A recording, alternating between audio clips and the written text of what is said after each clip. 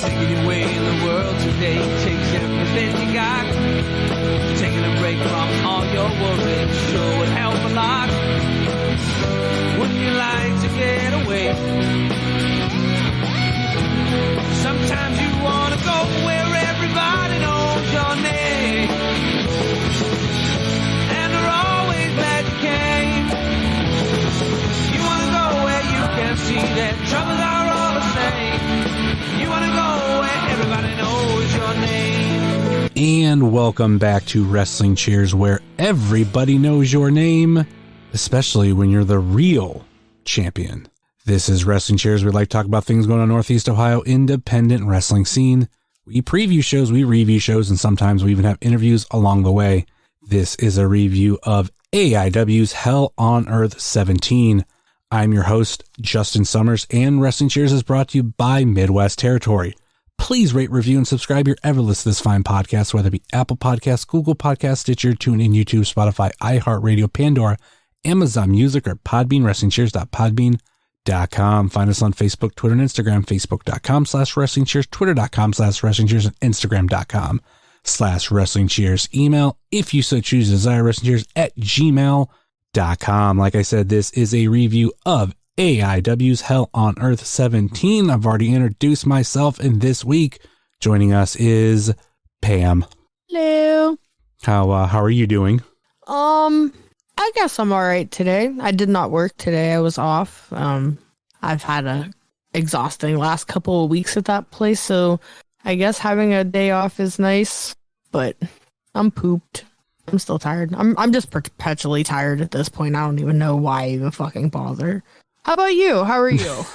Just went back to work today after a 9-day vacation. Nice. Is he really giving out $100 bills right now? Are those real? Sorry, Raw's distracting me. I never watch Raw, but Dexter Loomis is literally just walking around giving out $100 bills to these children. Well, Dexter Morgan the cat's not giving out any money, but he is laying down, enjoying himself, not fucking with anything, thankfully. Silas the cat is chilling right now too, so hopefully both of our cats stay on their best behavior tonight. So we can make it through this review in one piece. I never know with Dexter. Because I don't know where he'll just get up and be like, oh, like, I want loves now. Like, pet me. So he's got to like walk over the mixer, and then he'll hit buttons. He'll play sounds, have it stop recording, bump into other wires, so the computer makes noise on the recording that I have to go back and edit out. Not a huge deal, but still like pain in the fucking ass. So right now he's fine.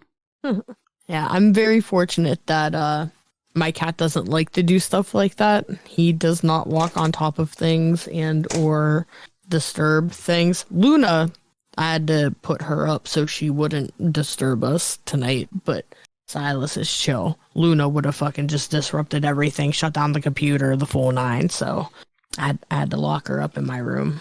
There have been times in recordings that I have to like take Dexter, put him on the floor, and kind of shoo him away, like get away from here, like. I mean, right now I wouldn't do it because like he's just laying down. But when he just gets in there, like, hey, can I love on you? Or like, oh, I'm just gonna walk around on stuff. Like, let me explore. They're so dumb, but love them so much. And I always say the funniest thing about me is like I wasn't a cat guy. Oh, I've always loved cats. I mean, I somewhat like cats, but like even when Stacy interviewed me for Super Fantastic, he had the question, cats or dogs. And at that point, I had Dexter and Zool, but I'm like, I like Zool more.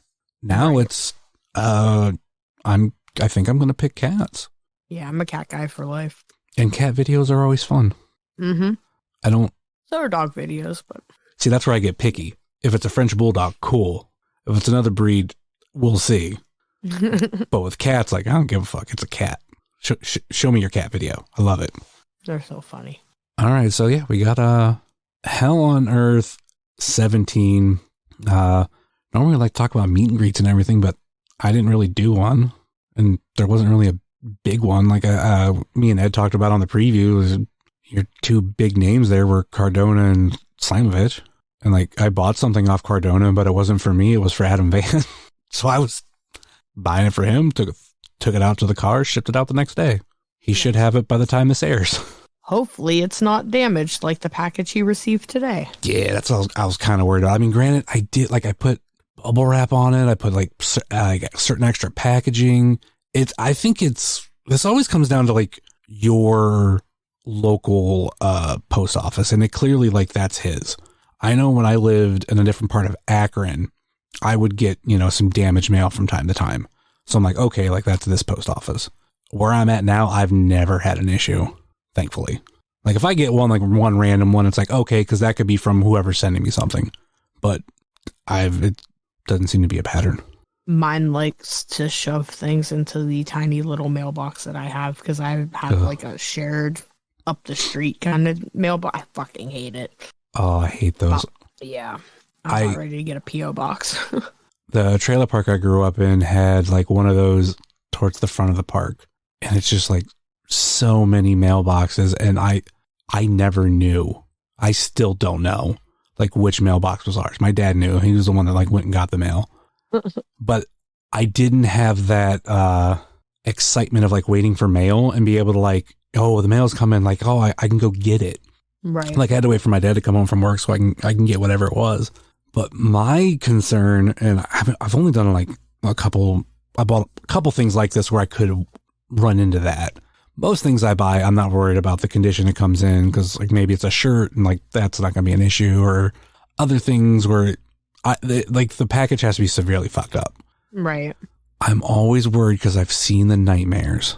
I've bought some vinyl online. I'm always afraid that that's going to come fucked up. Luckily, like our mailbox is like shallow but tall and like it couldn't even fit one. But I always think of like the traditional mailbox. And I've heard those horror stories where people are like bend the package to get it in there. And, whoever like opens it up, it's like, boom, they got a vinyl, like, busted in half. Like, oh. So a couple years ago for Christmas, I ordered a Descendants album for Stacy, if I'm not mistaken, it was some sort of vinyl, but I also ordered like a beanie and something else with it. And it came in it was a square box, but it was like thin. So it was like literally just like the vinyl, the hat, and it was a scarf, vinyl hat and a scarf. And it was sized enough to where it could have fit in my mailbox, but thankfully my mailman was smart and just put it on the ground by my door. Like, I was like, I never even thought about that. Now that you say it, I'm glad that I haven't ordered anything like that since I've moved here because, Jesus Christ, I don't even know what would have happened to it. I've already had something stolen from my mailbox this year, so no shit. Why not? What happened? Yeah, it was. So Stacy got me a T-shirt from Cavity Colors around his birthday. So beginning of March, because they had it on sale. It was like a late birthday gift for me though, because my birthday is like right before his. Yeah. And so we ordered it and he got an email saying, it's going to be delivered in like a week. So at that time, I wasn't going up to check the mailbox unless I absolutely had to. And it had been delivered and we didn't get a notification about it until like days later or some bullshit. And so when I went up to check it, it was gone. Like my T-shirt was fucking gone. And it was one of the sickest Mars Attacks T-shirts I've ever seen. And I will never be able to own because when we contacted Cavity Colors about our package being stolen, they wanted us to file a police report and wouldn't give us our money back or send us another T-shirt. So I do not own that T-shirt and I'm sad. It was a bright lime green tie-dye Mars Attacks. It's so fucking sick. This will probably be the only good thing I really say about this company, but literally a year ago, I made an order from Pro Wrestling Tees, and part of my package was going to be Broski of the Week shirt, and I was going to get my picture with Cardona with it. And gotcha. It was supposed to be delivered on a certain day, and like I got the notification, and when I got home, wasn't there. Now, I don't know if it was stolen or just delivered to the wrong place. Not 100% sure. because I could see either them happening, because I've seen and had, packages delivered to the wrong address. Right. So I do the necessary things. I file a complaint with the Postal Service. I've filed a police report, and I get a hold of Pro Wrestling Tees, and I'm like, hey, this is what happened. And they sent me out a new order, fairly quick. I was kind of worried I was going to have to wait that damn near 2 weeks to get another package, but I think I got it within about a week. Nice. So the only thing that sucks is they didn't send me tracking. Just one day it showed up, and I was like, oh, cool. So that's only their customer service isn't great, to the point of I think I've heard people talk about this. I tried calling their customer service because they have a customer service phone number, but I swear to God, it's just a fucking number for people to call, and probably fills up a voicemail, and I delete them. I called different times, nobody ever answered, and I do think it went to a voicemail. But eventually, I was like, "Fuck it, I'm gonna email them." I need to figure out what's going on. Can I get my money back? Or obviously, because luckily, your situation was limited run shit. This, it's okay, fire up to your DTG and send me out a new order. And I figured I've ordered enough from them for them to go, okay, he's never done this before.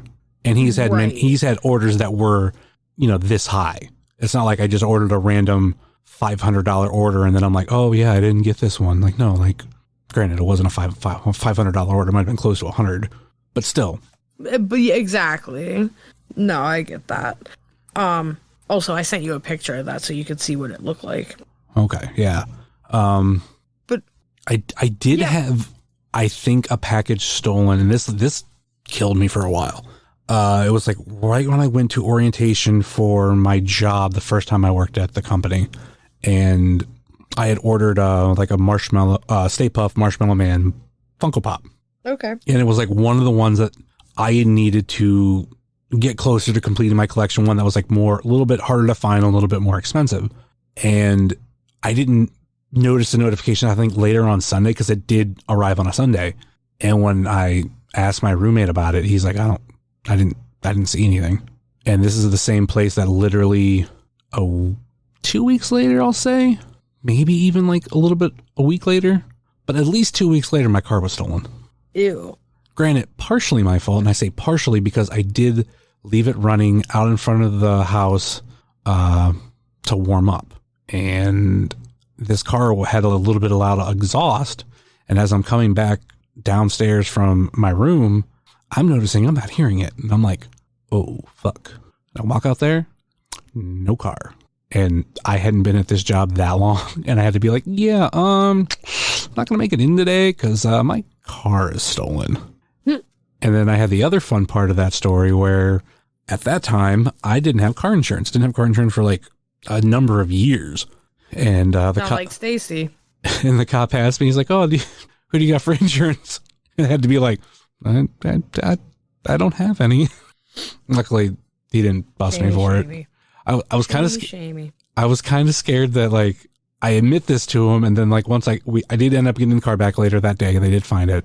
And they chased the guy, and he was arrested, whatever. But I was afraid I was going to get in the car, and the cop was going to be like, "Oh yeah, oh you're driving without no insurance." Right. I would have sucked hard. But anyways, meet and greets. I didn't meet and greet anybody. I don't like Matt, and Masha's all right, but I didn't feel like meeting and greeting. Yeah, there was a lot of your normal people and those two, and even at this point, how many people are coming for a Cardona meet and greet? You're going to have some. You're going to have some. I was going to say, you'd be surprised, but I'm saying not as many as there were. Yeah, I'm comparing it to last Hell on Earth. Oh yeah, for sure. So the number's definitely gone down. Masa Slamovich was kind of cool, but I wasn't hardcore into her. Cool to see her live, and we'll get to that. But yeah, this was almost a fairly cheap day for me. Except for this came during intermission, where I was right around where the Bitcoin boys were, and this woman brings a basket of cookies and stuff up to Eric, and I'm like, "Oh, what do you got there? What's going on?" Turns out it was his girlfriend, and it was for them to sell cookies were 2 for $1, and they were snickerdoodles, and they had hot cocoa bombs, I think 1 for $3 or 2 for $5. I wish I would have known that. I would have fucking bought something. Since I was right there and I was hungry. I would have ate a snickerdoodle. Damn, I'm mad. Finding out the snickerdoodles were 2 for $1. Yeah, I'm like kind of upset. I'm like, yeah, give me 2 packs there. They were good. They were very good. I even joked around with Eric later, like, the Candace market of cupcakes, LMAO as she's on my TV screen right now. Like that market's kind of opened up at AIW that no one's really filled. Mm-hmm. So like, I mean, granted, I'm not saying her cookies are on the same level as Candace's cupcakes, but I mean, you got 2 cookies for $1. Like, that's good. And the cool thing was too, like, cause like, I mean, I don't really carry cash. And I said something to Eric and he's like, oh, we got a Square reader. He's like, no excuses now. And I'm like, shit. And then he's like, oh yeah, we'll give you a free sticker with that. And then he's like, do you want to buy anything else? I'm like, fuck. I look at everything and I'm like, I'll take a Bitcoin Boys pin. Didn't necessarily want a shirt. And I was just like, fuck, got me. I'm already spending money.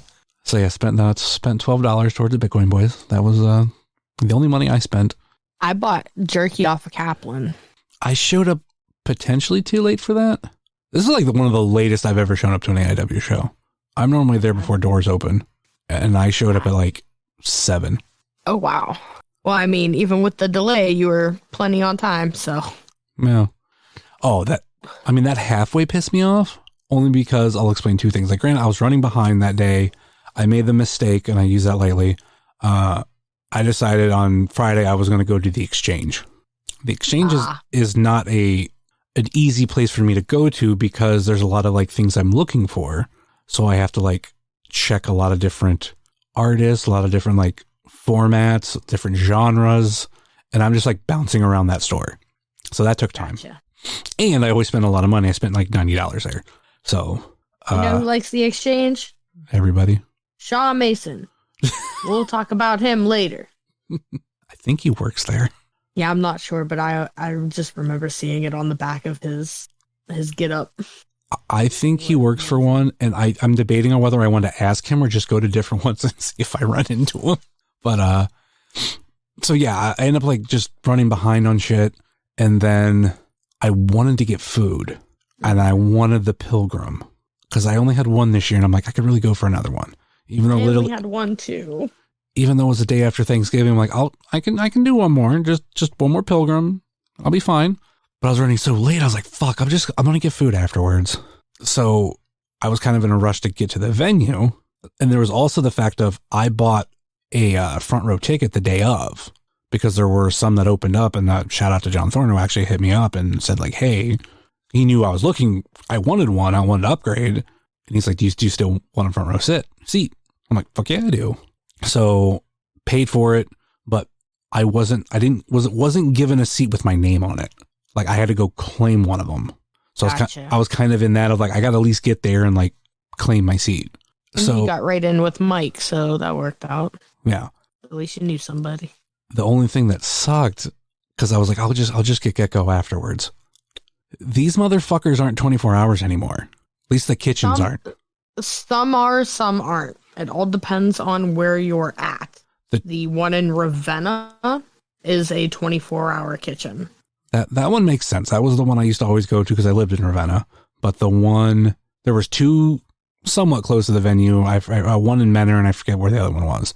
And when I went to go like order it, it was like, oh, like what time do you want it in the future? And it was all like in the morning. Because like I was ordering it, trying to order around midnight. So it's like, oh yeah, I'm going to order the next day because by the time I get there, it's going to be after midnight. No. Right. I couldn't get anything till like morning. And I even tried the 2 by me just to be like, these kitchens are open 24 hours, right? Nope. Both of them said the same thing.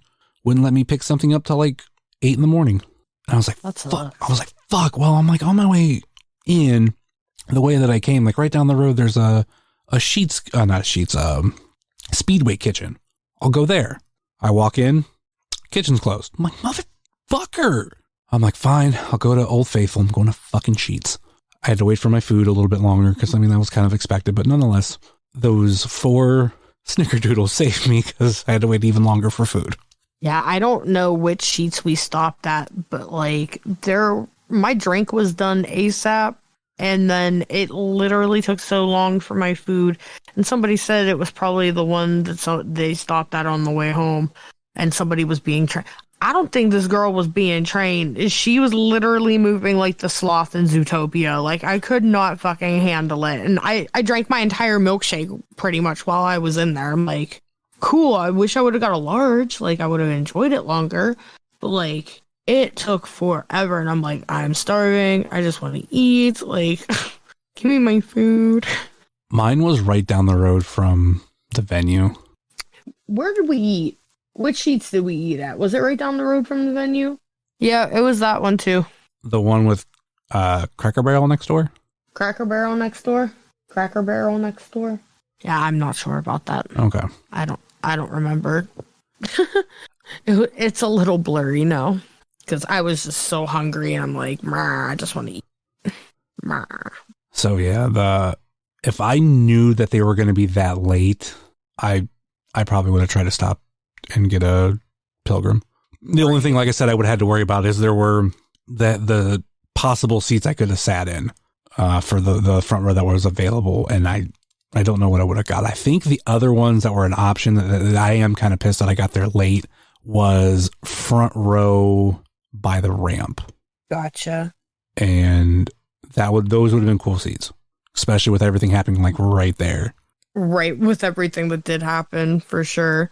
Yeah, we were potentially going to get front row as well that day, but decided just to stay GA, and we weren't much behind the rows anyway, so it's like we still had pretty good seats for where we were. Ended up seeing pretty much everything, so it wasn't like we missed out on a bunch. I got to see that crazy spot, so... Yeah, it was not bad seats. I'm glad I stuck with the GA. The bleacher hurts my butt after a while, but they're not terrible. Yeah, I'm kind of that way with bleacher seating too. I don't know with metal, but with wooden bleachers, I can get very uncomfortable. Mm-hmm. Old Mount Carmel bleachers. I never sat in the bleacher. I think I was front row for every show that I went to there except for, I think, only one. There was one show that I had to get second row. Best seat in the goddamn house was sitting at the top of the bleachers, man. See, that's when I learned I wanted to sit on the side that hard cam was on because I got better pictures. And then I recently switched that to like for at the Odeon, like I want to be on the side right by the ramp because I get really good pictures there. Mm-hmm. And when it's J-lit and you're like right by ringside, there's no barricade in front of you. Right. But yeah, Hell on Earth. That covers the meet and greets, the intermission, and the post show. I was happy I got my food and went home. But all right, let's get into this card. We started things off with Masha Slamovich versus Jocelyn Navarro. I'm kind of surprised we started off with this. I wasn't sure what we were going to start off with, but I'm glad Joss and Masha started off hot and got things going for us. What were your thoughts on this match? Okay. So anytime anybody chops anybody in the chest, like, it looks painful. I'm sure it feels painful, but my gosh, like, the way that they were tearing into each other, oh my god, Masha just fucking ripped into Joss's chest, and I felt that shit. I'm like, dude, no, stop. But those two were definitely starting off hot and put on a really great match. I fucking love Joss, and she's just gotten to do so much in her time at AIW, and I hope she continues to keep killing it and devours whoever comes in next. What I would like to see out of AIW, and this isn't me complaining because it's just one of those things you have to find these people. We're lucky with Joss of her living so close. I would like AIW to get another Jocelyn. Not saying I want her replaced, but having like that caliber around, or someone who is like really getting better, and she is like the AIW women's division right now. And if we could clone that and get another woman to be that good and have that spotlight, I think that would be so amazing. And like, that's not a knock at Joss, because I'm a huge fan, but how many of these opponents is she going to get? Right. Which again, like, I want to sound like I'm complaining, because I'm not. I'm absolutely not. I love like when matches like this get announced. Like, fuck yeah, you know, Jocelyn's get to go in against Masha. She gets to go up against AK. She gets to go up against Lufisto. She gets to go up against Thunder Rosa. Thunder Rosa. There we go. There you go. She's been off my TV so long I can't remember. But but yeah, like, it's always so cool to see that shit. Mm-hmm. But it would be kind of cool to see someone else to be that good, living close by, that could also kick ass and like really help build this division to even another level. To now we can have, I don't even want to say like we're taking away from Jocelyn. You can have two women on the card that are both getting those matches. And I mean, at the end of the day, it's fucking great for Jocelyn. Love it. And like I said, I was surprised to see like this was the match we were starting off with. And just because like normal, I can't remember the last time like a women's match led off an AIW show. Right. But if you're going to do it, you're going to do it with these two, because Masha is like, she's like nobody else, at least that we see a lot. They said something on commentary how she's wrestled like 100 and some matches this year, and it's like insane. Like, Masha has like been out there killing it, and to even get her in and like have a match and do things with Joss was rad. Because girl got to be tired, man. And she put on a hell of a match with Joss. Like the past like 2 or 3 years, like she's just been so many places. Mm-hmm. Like for me, I think there's two women on the independent scene that I've heard so much the past 3 years. Her and Billy. Mm-hmm. Just names you hear getting tossed around of like, this is my favorite women's wrestler, or this women's wrestler is going up against one of those two at this company, and then they're going to be at this company, and they're going to be at this company, and this, and where it's, goddamn. Right. Any other thoughts? I hope we get Masha in another appearance in the future. Hopefully it could be against anybody, but hopefully she comes back. But yeah, good things for Josh. I love her new gear. She looks super cute. Yeah. I mean, Josh, I was pretty tipsy at the beginning of the show, so I don't remember a whole lot from the first couple matches. Jocelyn has really upgraded when it comes to her outfits. Like her gear pre AIW wasn't the best. Like I kind of want to say like some of it was just kind of bland or boring, but she's added a lot more to it. Like I remember not really being a big fan of when like she always like had like a piece of caution tape on her. From an outsider looking in, I was like, I don't understand like what's this about. Like I knew of Jocelyn, I'd seen her a handful of times, but I didn't get what the caution tape dealt with anything. But since coming to AIW, that's gone on to a completely different level.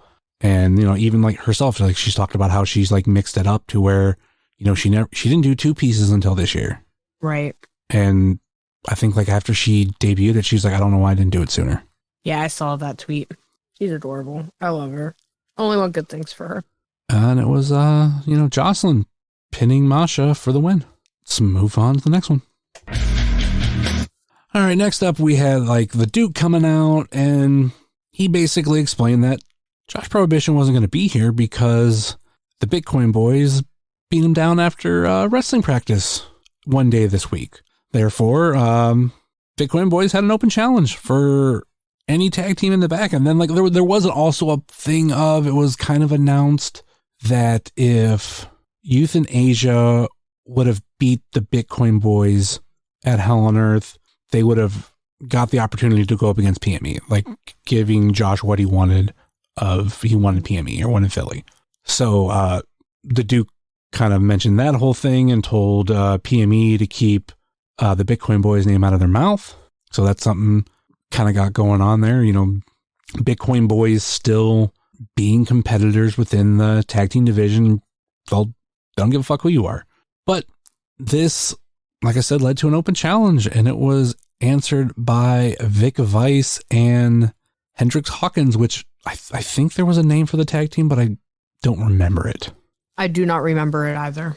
I think it was said, and it was the first time I heard it, but I was like doing the tweet for the opening of the match, and I still had to explain in so many words like what was going on with the Duke and Josh Prohibition and why we're not getting the match we were getting.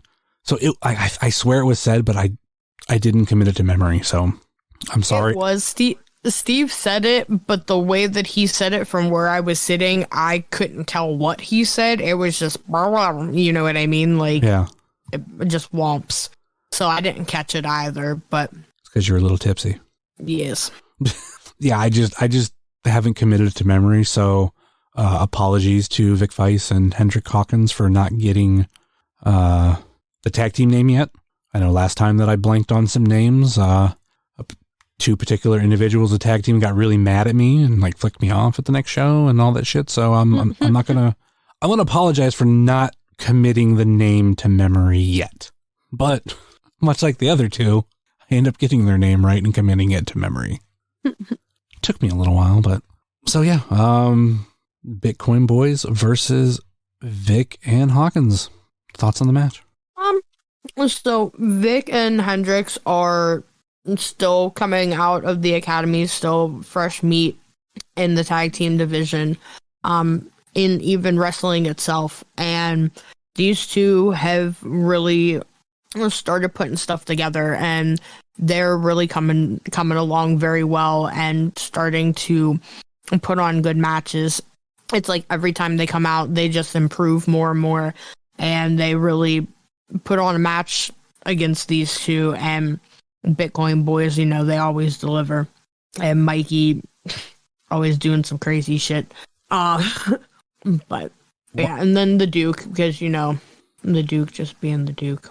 One thing that I really like about this particular class, meaning this recent class, is that we have it to where, you know, we now have like a tag team in the class, and we also have some singles competitors. Going back to the last full class that they had, because you have the pandemic class, which was just members only, right? Which sucks for them that they had like that was what they got. But I mean, they at least did get to finally debut and everything, but it wasn't the same kind of experience of like, well, here's our fresh meat show, or here's this where your scramble match debut is going to be. So going back to the 2019, that started out as 4 individuals that turned into 2 tag teams. And everything before that was they were mostly singles competitors, but you did have no consequences, like working together. But like, I don't know, I never felt they were like 100% tag teams. But now, we're getting a lot of more diversity in the type of wrestler. Yeah, because even with these two, they just recently came together as a tag team, like, and have performed well individually. So, like, they're versatile, and that's good. And like right now, they just feel like 2 dudes that were put together. But going back to that 2019 class, that's kind of what those tag teams felt like. But now we got fucking bulking season. They're the fucking champions. And you have the Bitcoin Boys in this match, and both of those teams feel like tag teams.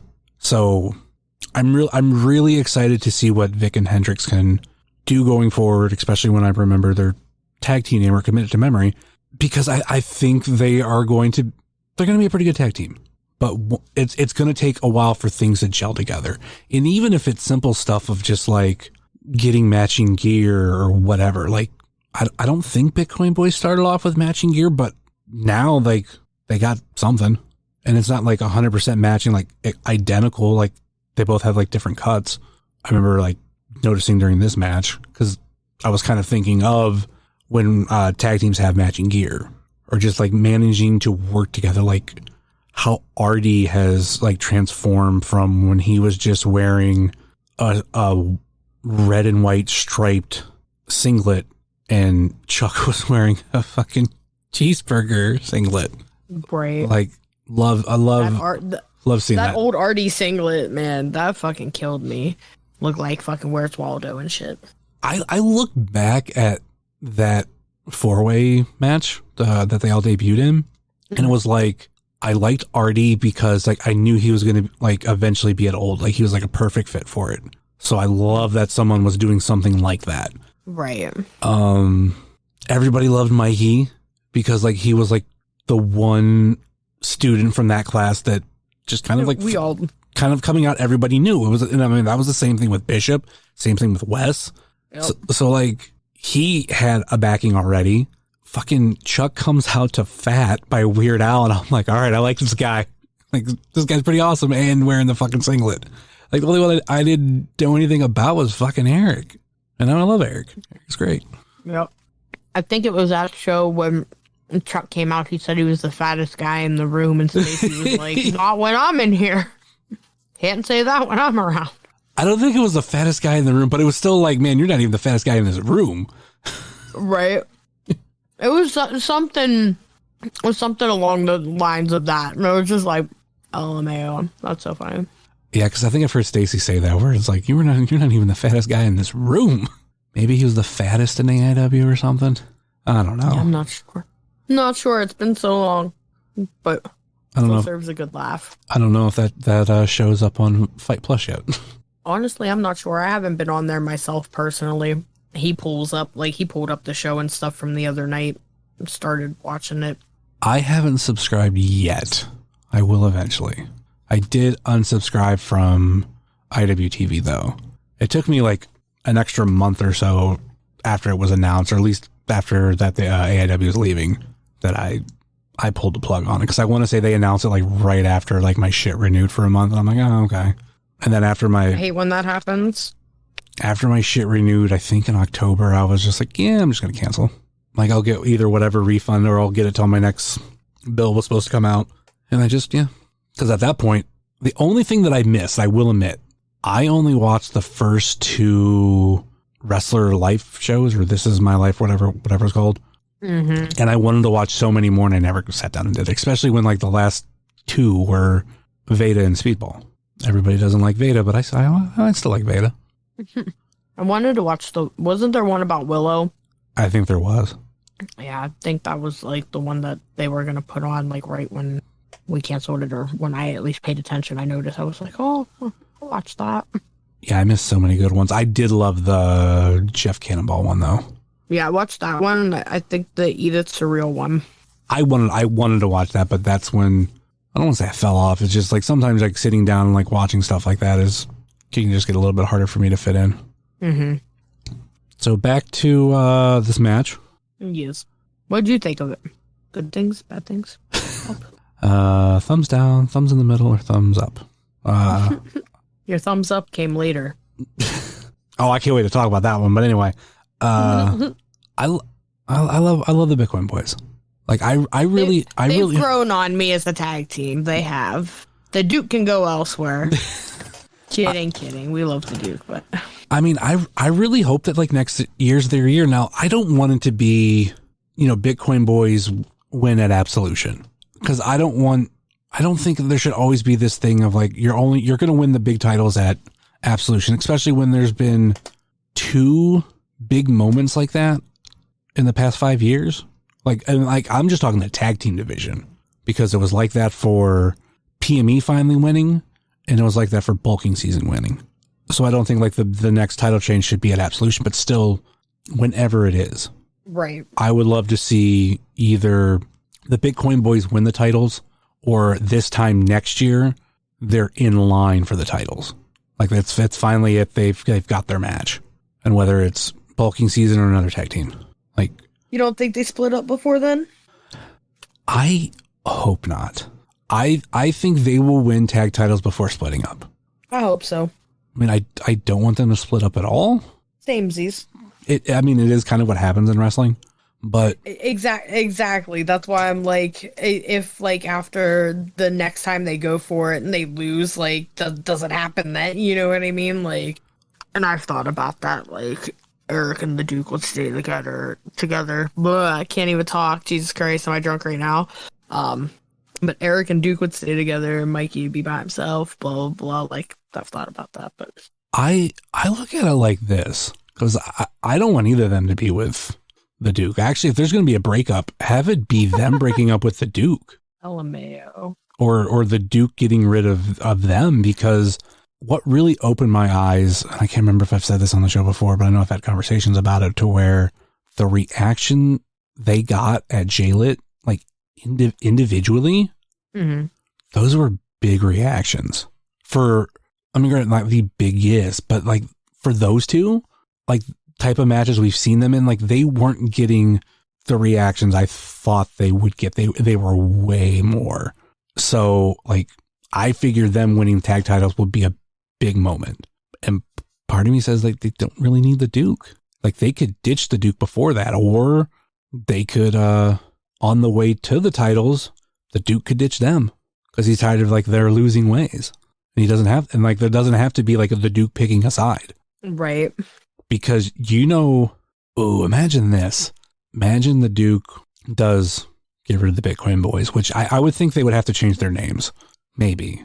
Because like Bitcoin Boys was kind of like a thing from Duke Money-ish. But imagine like that happened. Like he's finished with them and his new tag team. Because that's kind of been Duke's thing. It's been tag teams. Imagine it's members only.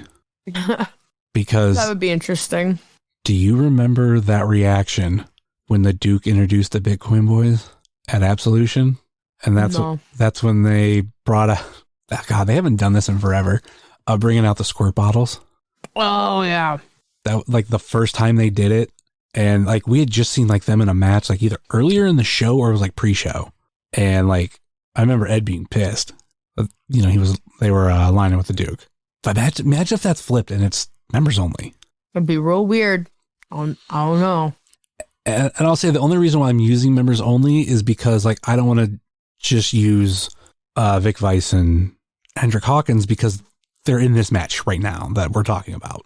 And I'm not just, it's Hawkins and Weiss that are gonna be the ones that the Duke backs next. I'm trying to think like to me, like if it's not gonna be those two, members only.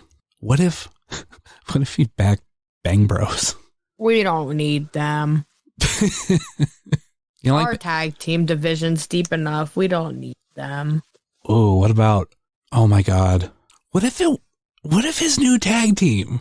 I'm sitting here like fantasy booking shit, and it makes sense. What if it's Money Shot?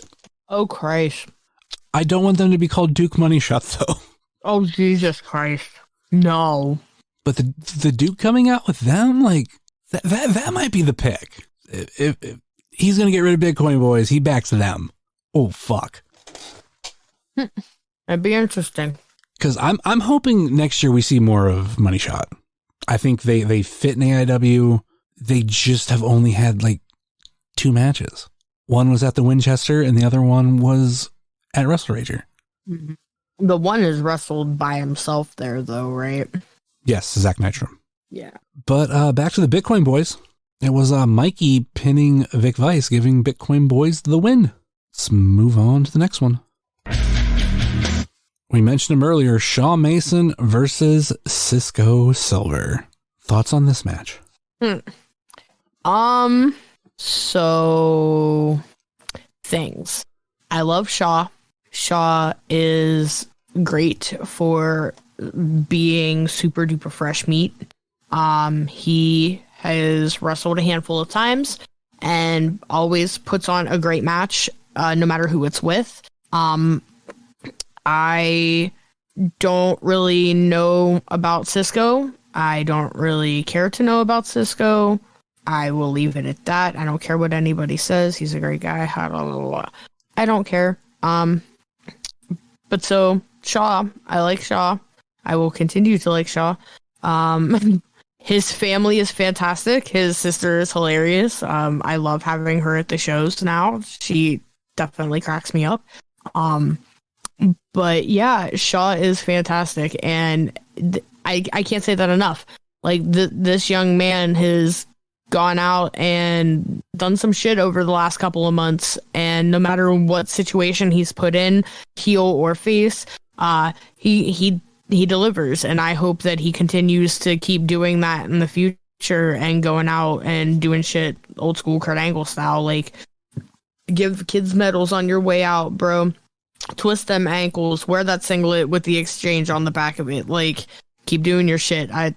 Kid's gonna be great, and it was a good match for it being the rubber match. I didn't see the first one. I wasn't at that show, but I've seen the last one and then this one, and they put on good matches each time. But yeah, it was a good match. I mean, how'd you feel about this one? I mean, what do you mean you weren't at the show? You never miss AIW shows.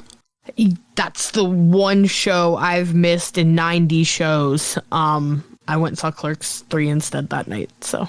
You weren't even supposed to be there that day. I wasn't. Is his like we bought tickets, like straight up. We bought tickets for that Clerks 3 movie like before Russell Razor was even announced. So it was like, well, fuck me, right? Go figure.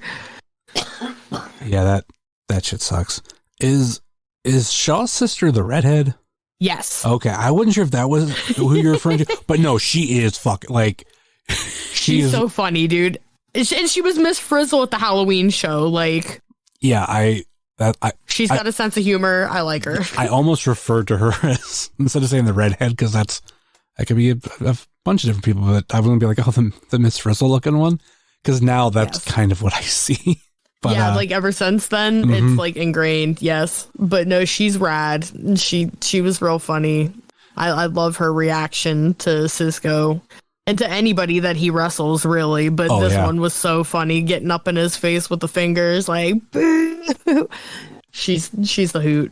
And she was sitting next to somebody who was like rooting for Cisco, so that made it even better. Shit. I didn't even realize. Oh, it was fucking great. Like they were like almost battling each other. Like it was good fun. Like you could tell like they were friends. But that's great. Yeah, like I knew that he was coming out of the Halloween show because like she started like going crazy like when his music hit. Yeah. And I was just like, okay. This is Shaw's character that he's coming out with. Okay, got it.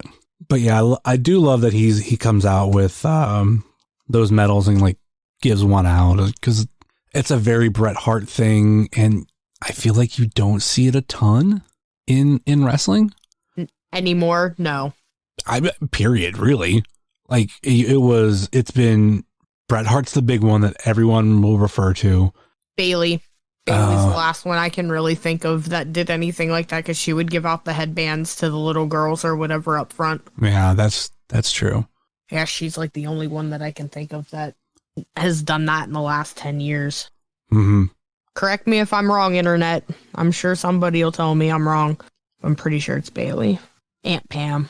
Not me. Yeah, I can't think of anybody else. And if it was someone who maybe did it for like a short period of time. That's almost like why I kind of forget about Bayley, because like she only did it for so long. Like Bret, or at least what seems like longer for me because I was a kid back then. Like Bret seemed to be he did it for a while. With the sunglasses. Yeah. Yeah, I guess that was a while.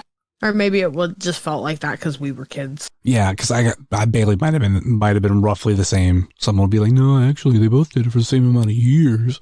But like, I wasn't a kid back when Bayley was doing it. So, but nonetheless, like, I mean, you would probably find it like the people that at least did it to their level, like it's shallow if it's not just those two.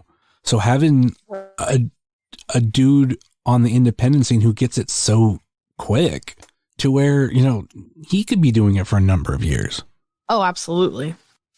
And the only picture I got with a wrestler at this show was Shawn Mason. I wanted to get one, I think, like a show earlier, but I didn't. So at intermission, I was like, I gotta get that picture. And then I got the cookies. I didn't take any pictures at this show. Not a one. I would say neither did I, but I have like proof that I took a bunch of pictures. Yeah, that Wrestling Cheers account, What's crazy is I used to do like Instagram fucking videos too. Like I would do it so people could like catch little bits of matches here and there. Like I wouldn't do like a whole match, and I even like kind of had an agreement with maybe it was like, it was Bacon's at the time, where like I wouldn't post finishes, because I think that was kind of the thing of you can post videos of matches but don't post the finish. Yeah, that was the thing. Like, I remember that, like, back in, I don't want to say back in the day, but, like, when I first started coming, I remember that being, like, very stressed. Like, if you do anything, don't post the end result.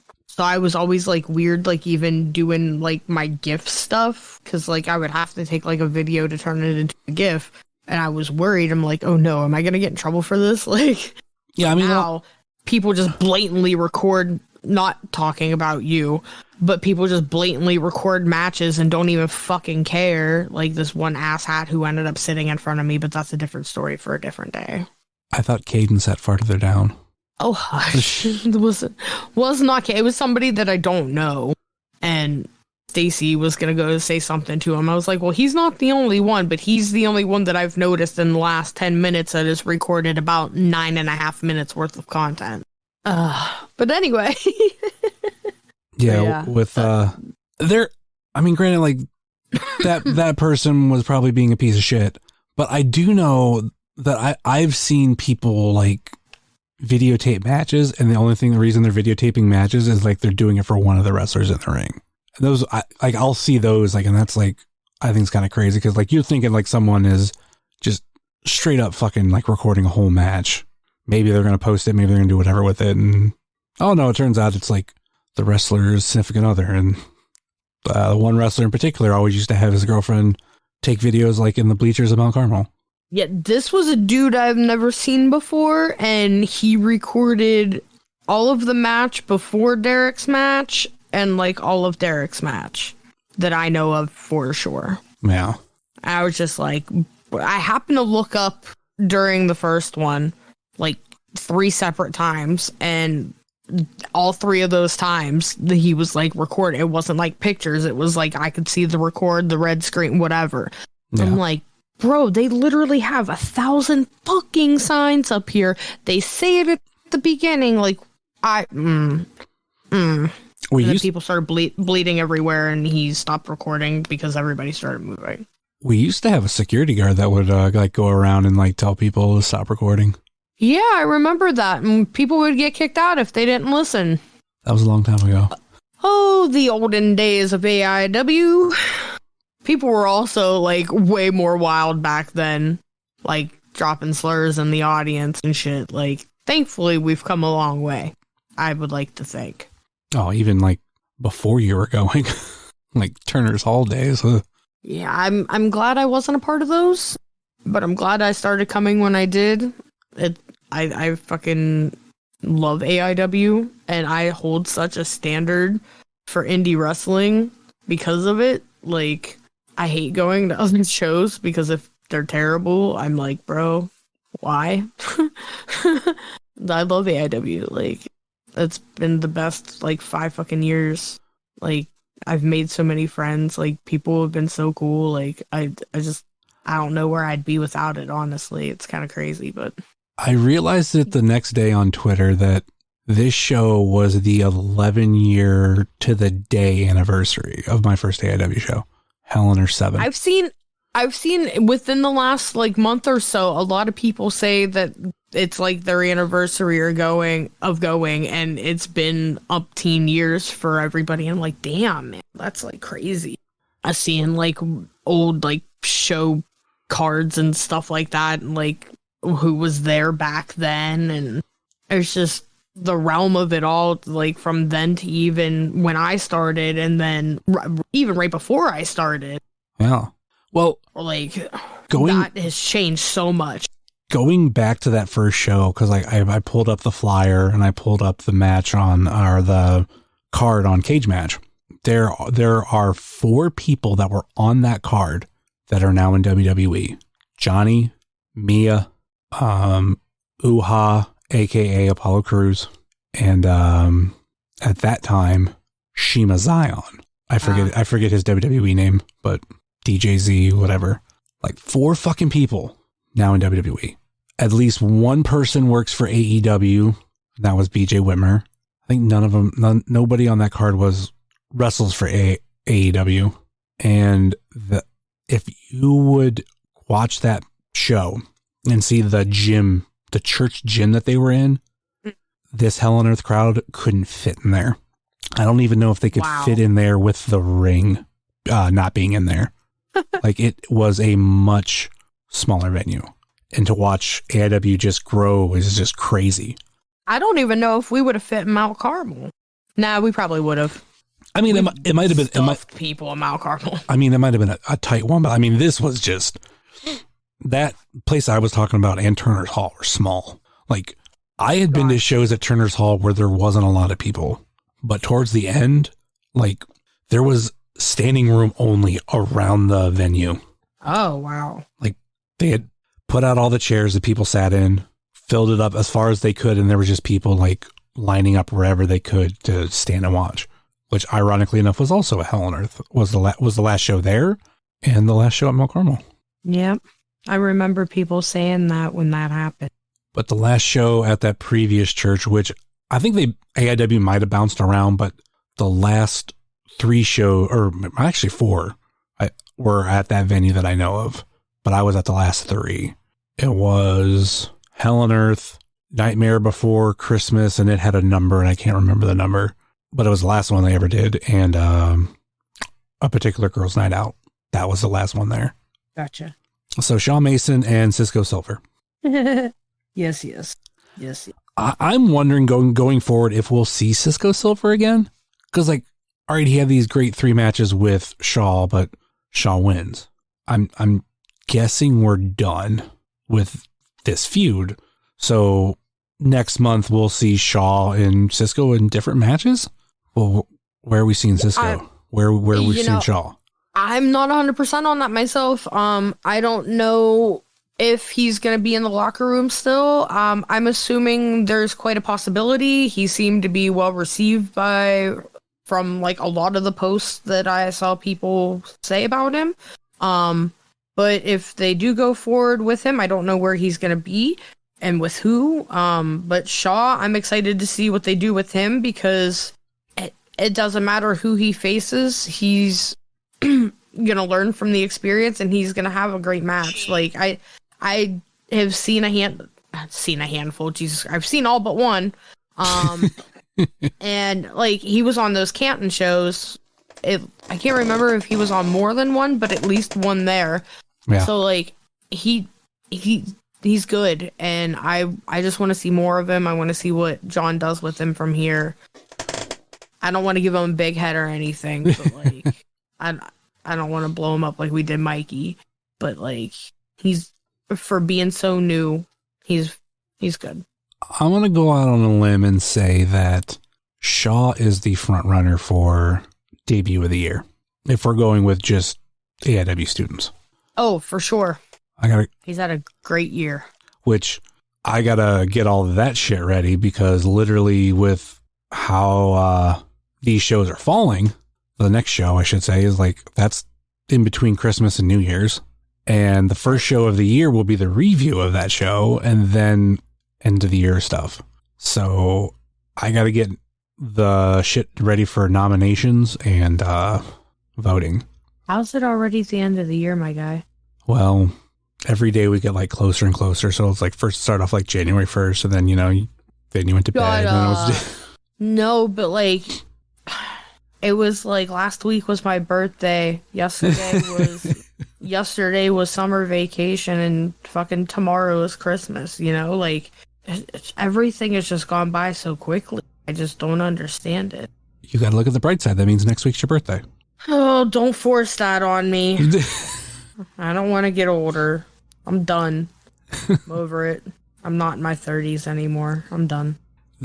This is what I've always said that kind of like helps me just get through life, is like, it's always like, what's the next thing coming? As in like the next thing to look forward to. Cause that's how, like, I feel like that's how we really get to the end of the year, where it's like, you're looking forward to the next thing. Like right now, it's for some people, it could be Christmas, could be even just, this next AIW show, could be a bunch of stuff. But then it's, for me, it would be like, all right, we're into January. Well, that's, NFL playoffs. We got NFL playoffs going on. And then you got the Super Bowl. And then February kind of sucks, but we got a lot of stuff going on in March. February sucks my butt cheeks. Fucking Toy-Hio. Well, I was thinking like weather. Like yeah. Well, I guess I hate February weather. Yeah, you and me both. Like, nice birthday? Oh, you mean a blizzard? Sure. Like, I fucking hate February weather so fucking much. Yeah, February sucks. Yeah. But yeah, we do have Toy-Hio. Hopefully we'll know some guests soon. I don't know about that. I think old Egon said at the show that he's not announcing anything. I think it's all going to be a surprise, or maybe it'll be like the week of. But I would think you have to announce like guests, because also like, okay, like what stuff am I bringing to the show to get signed? Right. I thought about that too. I don't know who it could be though. Like obviously it's people from like being on the vlog and the vlog and everything, but like I know it's not Nyla. That was confirmed. Like, and that makes me sad unless things change. But like as far as I know, that's a no. And I don't know who else could be there, but like I'm hoping Charlie, because he's fucking hilarious and he always makes me laugh. Whip out a Desert Storm card at him and shit. I would wish Nyla would be there. Dude, I was hoping, and when I heard no, I was like, man, that's who I want to meet. Like, she's hilarious. She's a juggalo.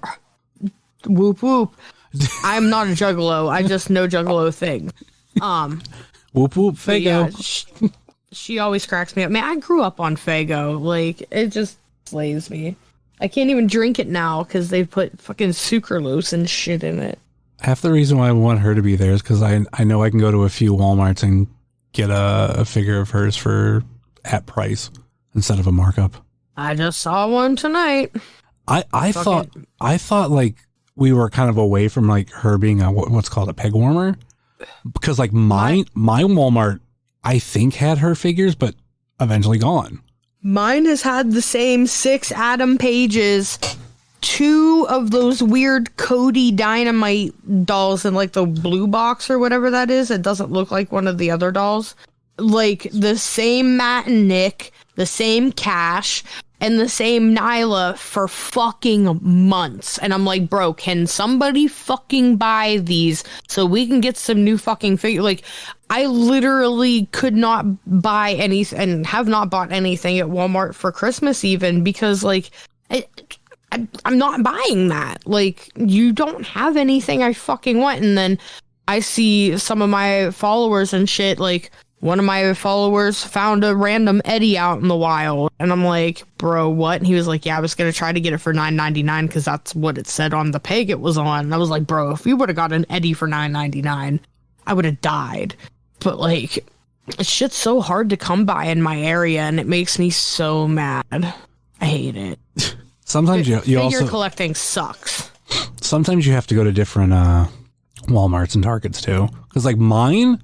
Like, they've had the same AEW figures for a while. I mean, they got in the new Punks and the new Adam Pages, but they've had some of the same regular Britt Baker figures for a while. They might have had a Jake Hager, like one particular Jake Hager figure for a while. He's a peg warmer. Dude, there was a Hager peg warmer at Walmart for ages, and somebody ended up buying him. I was so surprised. Well, you know, surprised. You know what the real hack is? Someone mentioned, I've heard someone talk about this, and like I think they said it as a joke, but I'm like, technically, yeah, you could do that. You want to get all new figures at your Walmart? You're gonna have to go to your Walmart and buy all them, and then you go to a different Walmart that maybe you don't go to and return them. I was gonna say, I don't want to do that. That's a lot of money, man. If I could get the money back, though. Walmart. Yeah, if I could grift another Walmart into doing that, oh man, that'd be rad. This is what you do, since you're located where you are. Find a Walmart a little further away, but in PA. Send that shit to another fucking state. And that would be the Beaver Falls one, Chippewa. That would be my closest. They actually get shit in, so like when I go there, I do look because they always have different stuff. But I haven't been over there in a minute. That's like my hometown Walmart, so I stop in there every so often. Yeah, that's the key. But real quick, to wrap up figure talk, downfall of where I live. I only have a Walmart, and the closest anything is like Boardman and surrounding areas. Everything's like over half an hour away. I fucking hate going there, especially this time of year. So it's like, I guess I just suffer with Walmart. Yeah, because It's such a shitty ass store. I fucking hate it, dude. They didn't have eggs earlier. Wow. The entire egg wall was empty. I sent Stacy a picture. I was like, good thing you didn't want breakfast tonight, like, because I make I make some bomb fucking breakfast burritos, but like they literally had 4 containers of brown eggs like on the far right end of the picture, and that was it. Nothing on the entire egg wall. Just empty. Wow. I don't know what the fuck happened. And I'm like, hopefully y'all restock soon because I do want breakfast burritos like soon. So Shaw Mason, Cisco Silver. I don't know how we got on this fucking tangent. Hi, welcome to Wrestling Cheers, where we talk about everything except for the show that we attended. So yeah, Shaw, Cisco. Maybe it happens again. Maybe we get like a best of 7. I hope not, because I hate best of 7s. But yeah, so Shaw, great. It was, Shaw Mason making Cisco Silver tap to pick up the victory. It was fantastic. Yay. All right, let's move on to the next one. Next up, we got PME versus members only. And good match. Yeah, it wasn't terrible. It wasn't great. I love members only. I hate the heel bullshit with PME.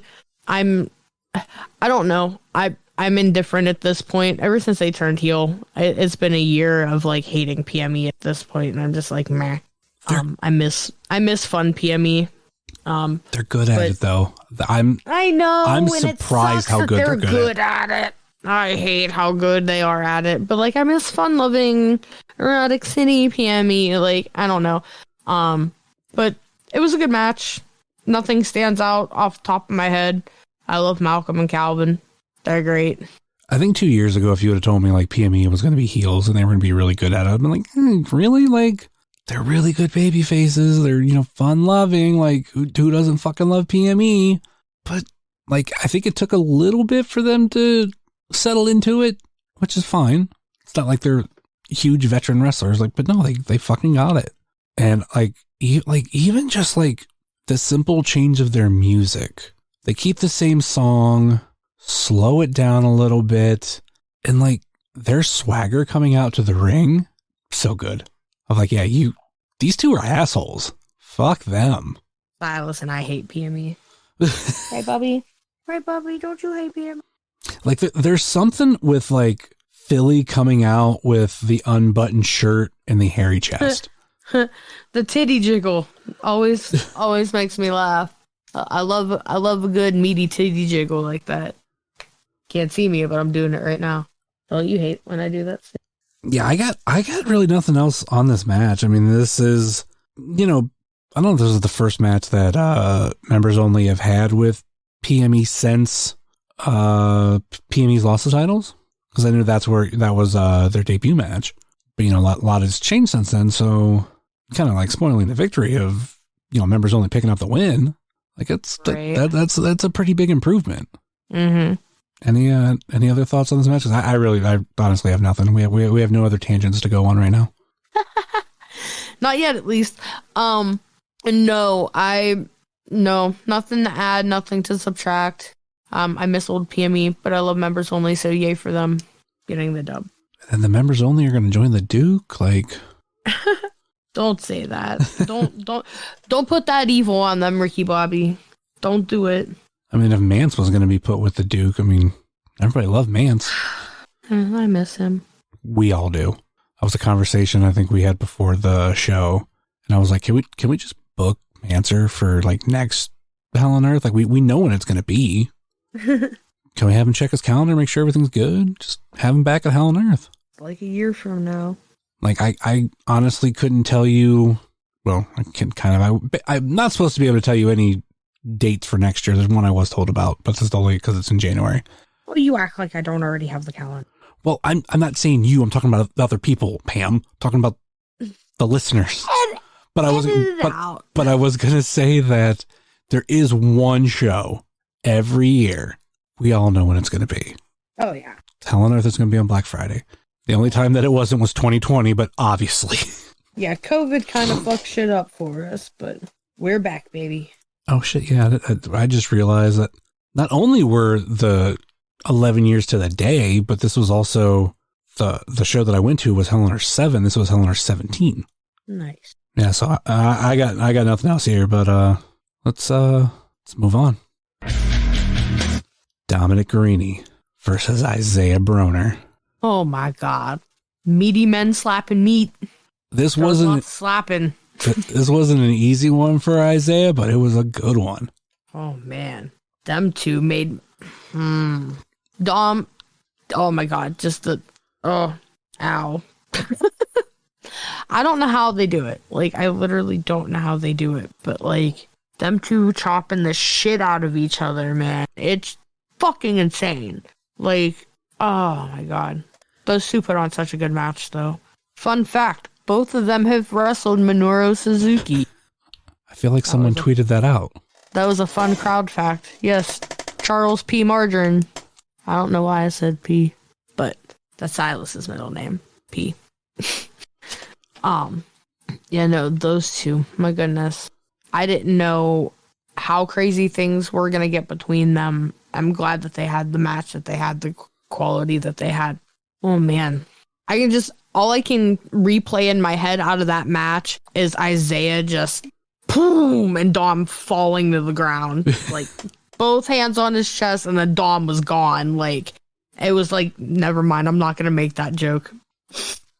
I just need a second to laugh about it to myself. I obviously don't know who's going to win what for the end of the year stuff, but I feel like Isaiah should be a finalist for AIW Wrestler of the Year. Oh, absolutely. I think it's gonna potentially come down to like him and Bishop. Bishop will probably win, but the last year that he has had at AIW, I didn't know shit about him from before. How long he's been out there doing stuff, what have you, but just the moment that he walked out in that Versace fucking bulletproof vest or whatever that he wore, I just knew he was going to be a problem, but in a good way. And then the problem he became, and he has put on some clinics with some people, and Dom was no different, and they put on a great match. I hope Broner and Suzuki is also a finalist for Match of the Year. Right. There's like a number of matches that I can see could get to that point, but it's obviously going to depend on like, you know, what four matches get the top nomination.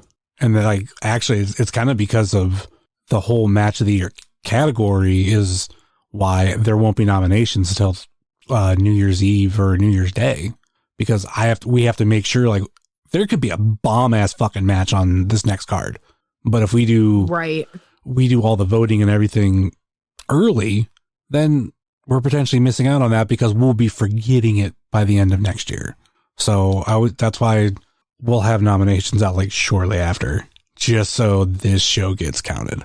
But Broner should be picking up some wins, or at least getting a few finalist nominations on some stuff, because easily one of the best years in AIW. And I would even go out and say, like, if you look at where someone was in AIW the end of last year to the beginning of, or the end of this year, fucking Broner's like the most improved. I'm not talking skill wise, it's like where he has like put himself on the card. And it did kind of start with last year at this time when he knocked the bejesus out of fucking Filthy Tom. Oh my God, I forgot about that match. Like we kind of knew what to expect from Broner, but that was like the big moment where it was like, yeah, we're getting more of this in 2022, and we did. Mm-hmm. So yeah, forever grateful. What were your thoughts on this match? Fantastic, downright fantastic. No other words, because those two were fantastic.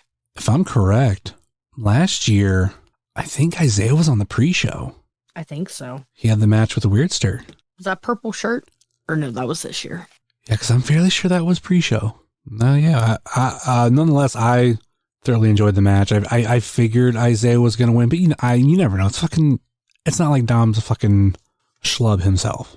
But I don't necessarily want to like say I'm complaining, because I mean it does happen in wrestling. Like if that ending wasn't messed up, oh my God, because it was Isaiah doing that kip up, and he was supposed to fucking clothesline Dom, and like when he did the kip up, it didn't work.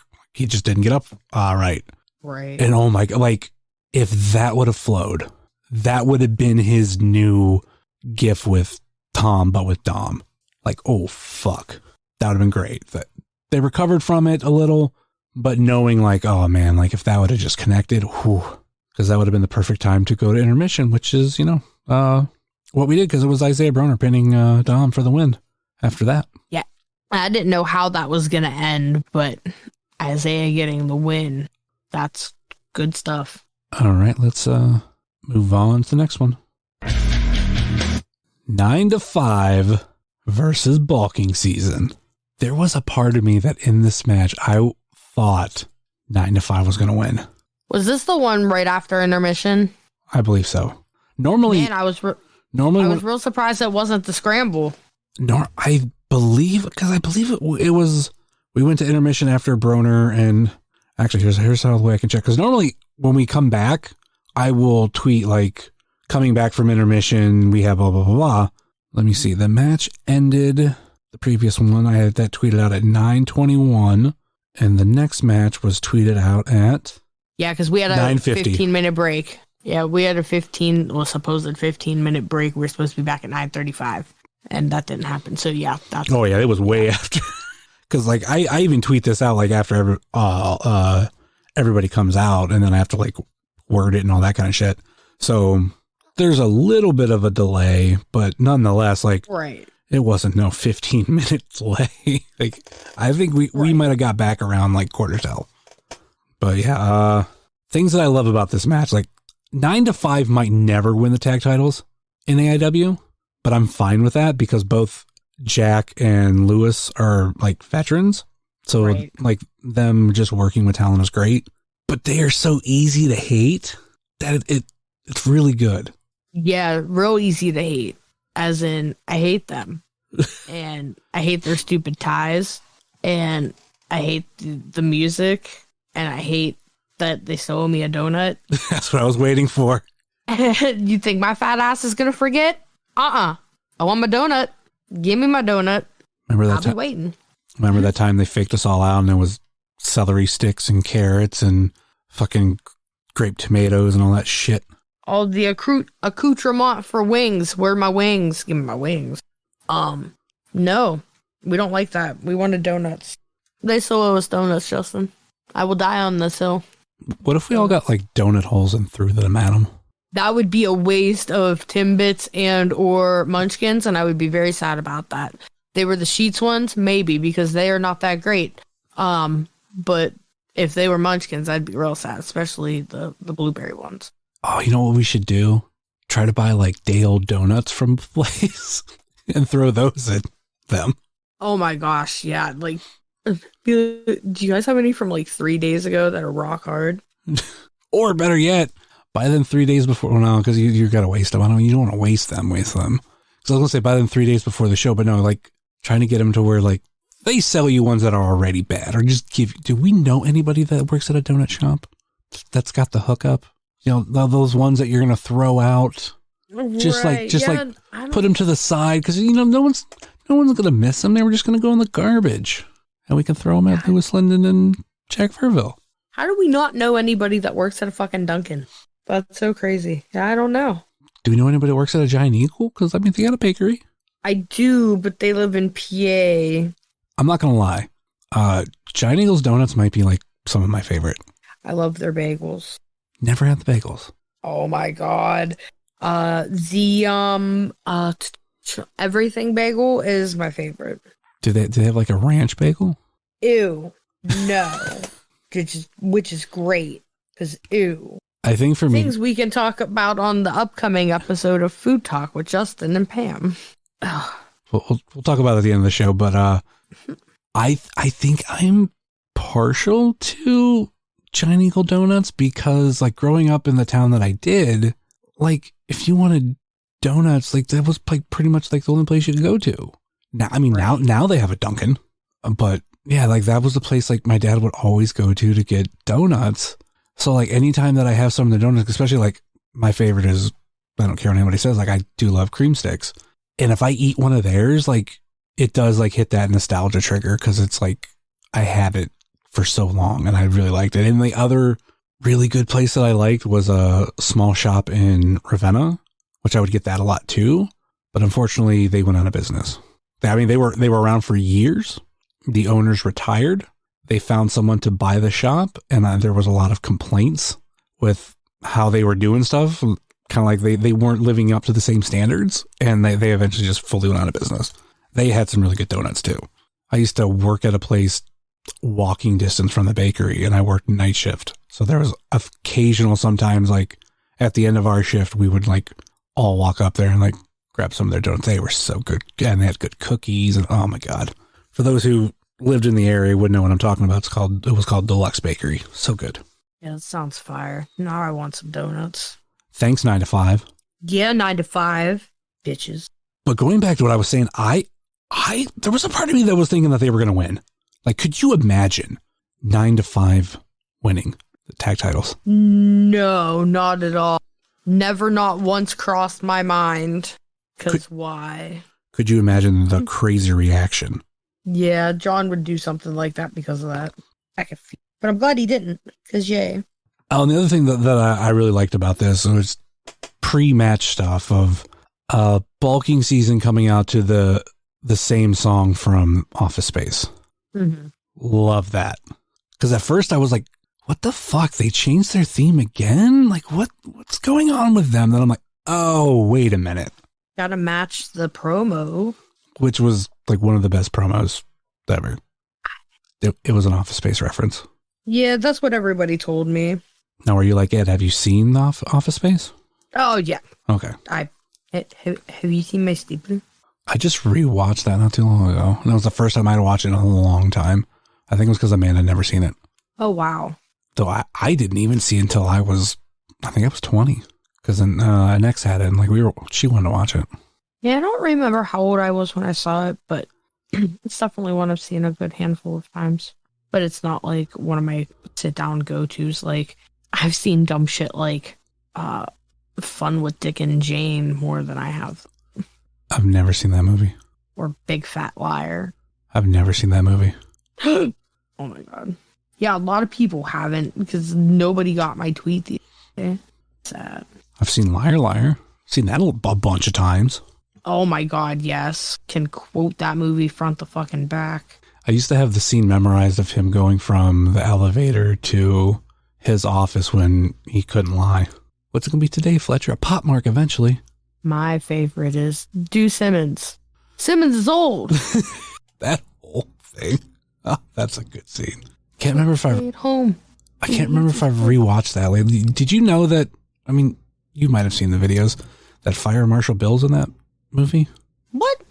In the scene where after Jim Carrey like crashes at the airport or whatever, and like he's in the luggage, there's a part where Fire Marshal Bill, aka Jim Carrey, right, is walking around in the background. And it is it's not like, oh, it's the guy. No, it's Jim Carrey being Fire Marshal Bill. That's hilarious. I'll have to like rewatch that because I've never noticed that ever. I've never seen that movie 1,000 times. I never noticed it while watching it. I'd seen videos like pointing it out, and I'm like, no fucking way. That's insane. And it links to wrestling too, because there's like a wrestling reference in it. Because he wants to go to wrestling. Yeah, he does. And the claw could be like a finisher. No one can stop the claw. Well, speaking of claw, you got the bulking season. I mean, they got a claw move. That's true. It wasn't the claw move that got the W, but it was I don't know the move name, but it was Chuck Stone pinning Louis Linden for bulking season to pick up the win and oh yeah, this was for the AEW Tag Team Championships. I don't think I mentioned that. Yeah, I was just getting to the tweet. It's even in the first tweet. Hellender 17 continues with 9 to 5 versus Chuck Stone and Arthur MacArthur for the AEW Tag Team Champions. Totally fucking missed that. Happens to the best of us. But yeah, bulking season retained the tag titles. For now. Let's move on to the next one. Now, I kind of figured we were going this direction because like earlier in the night with Josh Prohibition not being there, which, it was meant, which Josh fucking breaking kayfabe on Twitter saying that, I got COVID, guys. I had a really bad case of it. Sorry I couldn't make it. But since that match didn't happen and I knew M-Dog was there and Vic Vice was supposed to be in this match, I was like, M-Dog's going in there. Which, right. No offense to Vic, that made this match better. Because M-Dog, and he fits the criteria of this match, but that also divided it up to where, and I like how that's how we started off, you had like 3 students versus 3 AIW veterans of different stature, which I didn't really mention it yet. It was Sam Holloway versus Austin James versus Tyson Riggs versus M-Dog versus Riley Rose versus the Scramble God, Chase Oliver. So there was that nice balance of like 3 newer wrestlers, 3 older wrestlers, and just adding in the Scramble concept was great too. Yeah, I thought Chase was gonna have that one on lock there. I even bet money on him, whole dollar with Mo. He had money on Riley. I had my money on Chase. We were both greatly surprised with the outcome. So somebody should have had their money on the actual winner. Yeah, because it wasn't either one of those guys. That kind of surprised me. I figured, Chase wins another Scramble. That's what he does. Then you also got like M-Dog in there. I don't know if I would have put money on Riley Rose winning. I was like, bro, his name is literally the Scramble God. Like, what? That's why I was like, Chase 100%, That's the idea of picking Riley Rose is like figuring like, he's going to be on the come up soon. He's going to finally get that win and like build those wins up. But not here, not against Chase and everybody else. But right. This was a little bit normal Scramble match. Not a complaint. Seen a little bit more from Sam Holloway of like the dude's strength, which awesome to see. Everybody came out of this match unscathed as far as I know, which is fantastic with some of the people that were in this match. Yeah. I always worry. But yeah, it was good Scramble.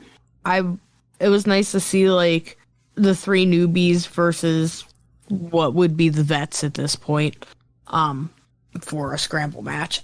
I was kind of expecting it to come, like I said a little bit ago, I was expecting it to be the first match back from break, because usually Scramble match, started off hot coming back, but, excuse me.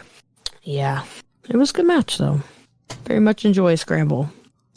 It was Austin James shocking the world, pinning Riley Rose for the win. Yeah, Baseball Boy surprised me. Did not expect it. He also came out to a shorter intro song. Yeah, I noticed that. I think it was like only 15 seconds. Not too shabby this time. All right, let's move on to the next one. All right, things continued with Matt Cardona coming out, and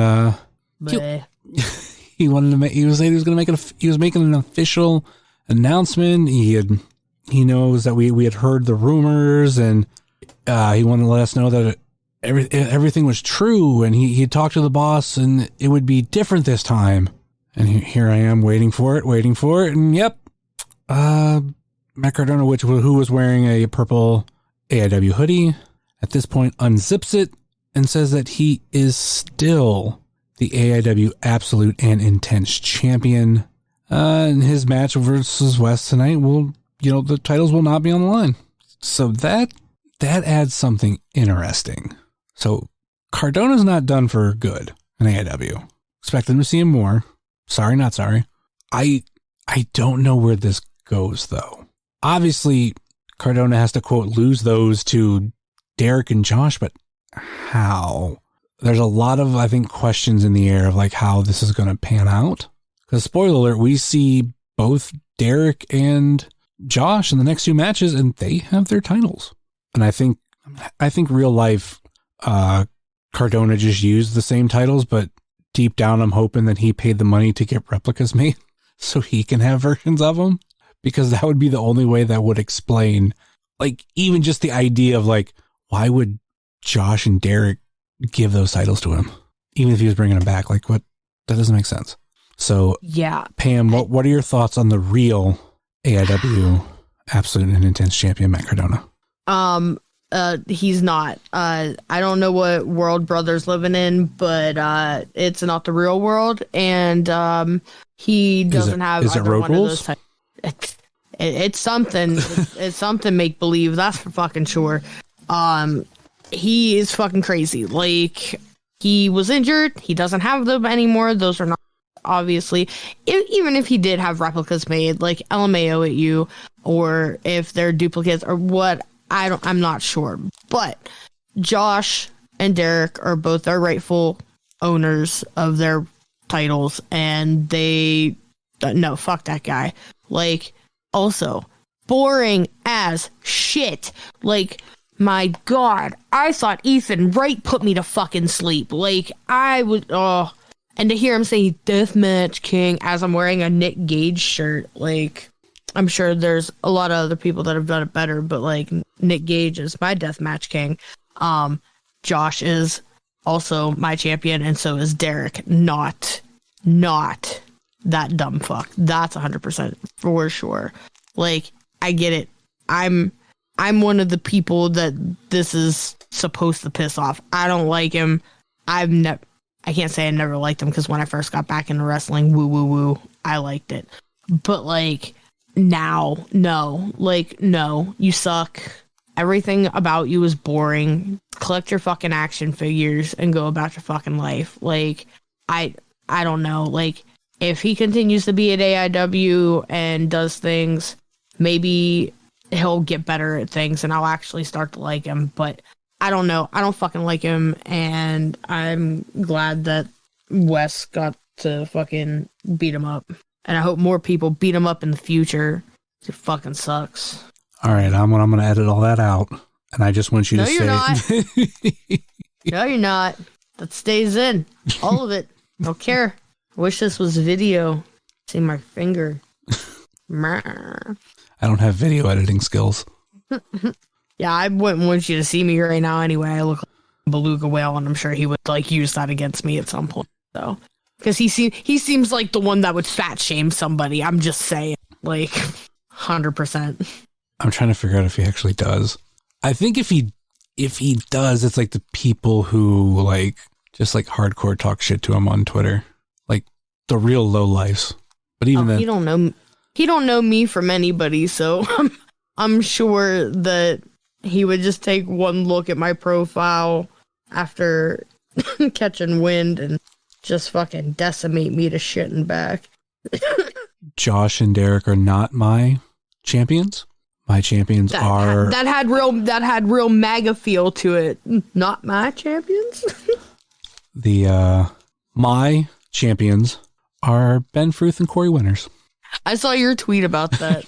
I'm like, I wish I knew who they were for me to get this joke, but like local guys that like fizzled out probably in like I want to say 2013. Gotcha. Maybe even technically like part of somewhere in 2012. They were more, I feel like they were more jobbers than anything. I don't remember ever seeing them in anything like really legitimate. I don't say legitimate like company wise, but like storyline wise type thing. It's not like they were, like winning tons of matches, but right. Like the joke is because like they were so bad, like, that's why like, they're going to be the ones to like come back at calling for the gold and win it. And since just like being able to say like my own champions, I'm like, oh, they're my champions. Watch, like Thorne will find a way to like bring them back for Gauntlet. Not saying they would win it, but like I would like freak out, but I would also be like on the floor laughing because it's like, oh, there goes that joke. Right. Yeah, there's a lot of you that like don't like Cardona. I find him somewhat entertaining. I get why certain things are done. To say he's worse than Ethan Wright, come on, Pam. Bro, I was literally falling asleep. Like, literally falling asleep. I could feel myself falling asleep. And that's what I used to do during Ethan's matches. I would feel myself falling asleep. I feel like with Cardona, I knew the swerve was coming, but I was trying to figure out where he was going with like everything with the speech early on. But I didn't expect that. And this is what I'm hoping. Like, as much as I do like Cardona, I did want to see the match with him versus Bishop. Like, I wanted to finally see the proper end of that storyline. to me, this seems like this is a chance to like redo it, but I don't know how, because now you're also including the Intense title, which granted it was a part of everything, but we separated the titles and Derek's champion. So are we leading to a triple threat match, which I don't want to see, because then you have to get like a really weird stipulation of like, okay, I would guess this is how it go. Like, okay, whoever gets the first fall gets to pick what title they want, and then the next fall gets the other title, or like, which to me seems just really weird. What I would like to see, and that's kind of what I wanted to see the whole time there was someone with 2 titles in AIW, I want to see them in 2 matches. Have them defend absolutely. Have them defend the Intense title in a match, and have them defend the Absolute title in a match. That's the only thing I could think of. Like, okay, Derek gets his match against Cardona. Bishop gets his match against Cardona. I would love to see Derek fuck his ass up. That wouldn't put me to sleep. I'd stay full on awake. I mean, granted, Josh too, but like, yeah, he puts me to sleep. I hate him. I want each one of them to fuck him up respectively. All right, I'm done. I'm sorry. I'll calm down now. I mean, it's not just you. I read a lot of vitriol for Cardona on Twitter over fucking weekend. The weekend, shit. Last year. I'm talking like he's been a part of shit. I'm talking about like mainly like people's reaction to this match. Oh yeah. Yeah, and like what he said and all that kind of stuff. I don't know. To me, it's all laughable. Yeah. Like, I know. Not to be mean and call him out, but Caden just giving Cardona the finger every time he's around, like, it's kind of the reaction he wants. Yeah, that's why I said about me, like, I know he wants this. Like, this is what he wants out of it. I fucking hate it. But, like, I can't sit there and fucking pretend to like it. Like, no, you're gonna get this reaction out too.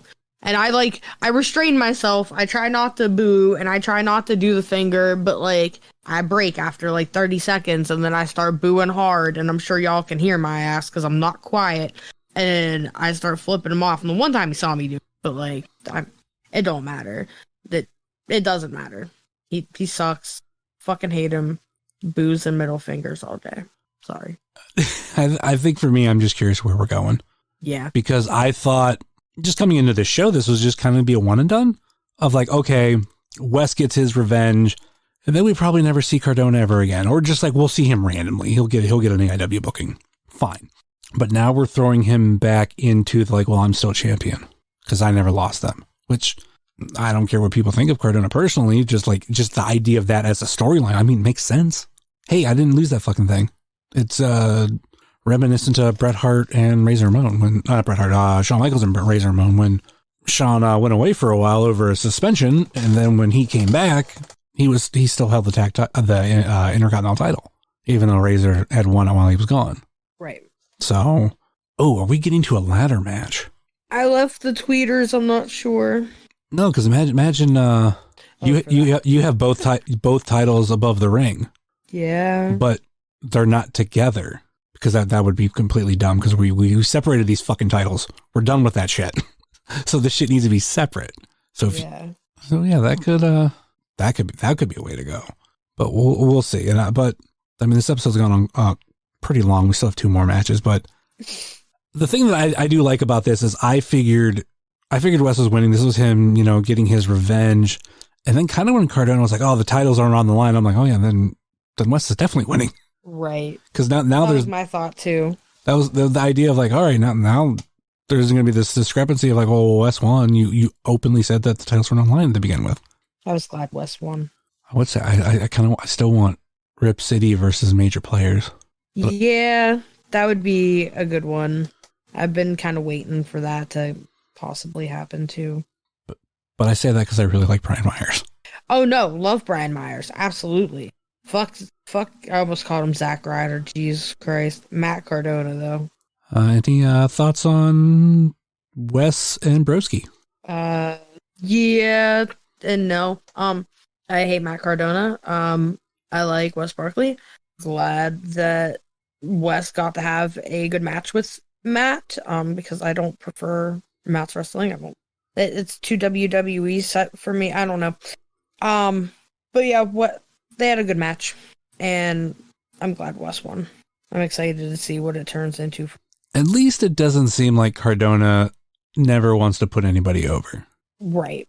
Because you would figure he would refuse to lose this match. Or, I mean, I really wanted to see that blow off with him and Bishop, because I felt like he would have put over Bishop good.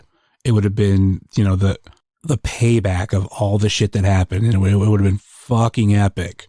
Granted, we still got a really good match, and probably match of the year contender with, Bishop and Derek. Absolutely. It was Wes Barkley pinning the real champion, the deathmatch king, Matt Cardona, for the win. Stop saying that. That's not real. It's not real at all. Mr. Cardona, as we like to call him around the house. Get back. Get wrecked, bots. Both of you. All right, let's move on to the next one. Next up, we had Matt Justice versus Kaplan versus Derek Dillinger for the AIW Intense Championship. We talk about match of the year contenders. Could be. This match was fucking crazy. We had bleeding everywhere.